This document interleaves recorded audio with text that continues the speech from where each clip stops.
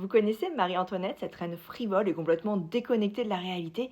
Et si finalement elle était la reine la plus mal comprise de l'histoire et qu'elle était bien plus que ça? Je vous explique tout de suite. On dit de Marie-Antoinette qu'elle ne s'intéressait qu'à la mode, et pourtant elle a soutenu des réformes très importantes, comme celle sur l'assouplissement des taxes et aussi l'amélioration du cadre de vie.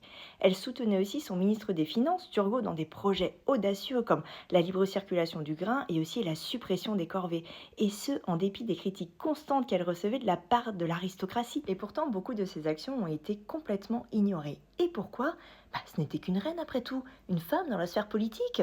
No! Et si notre Marie-Antoinette avait été victime de mansplaining historique? C'est vrai, après tout, qui avait un intérêt à détruire son image comme ça?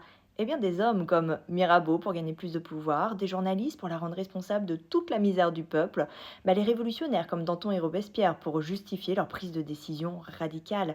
Et c'est ça, justement, le mansplaining historique, c'est minimiser l'intelligence des femmes jusqu'à les faire disparaître entièrement de l'histoire. Marie-Antoinette n'était pas une simple figure frivole, elle a essayé de réformer l'économie et d'aider son pays, mais son image a été détruite par des hommes de la cour et par des révolutionnaires. Alors oui, on peut se demander si les choses se seraient passées différemment si elle avait été un homme.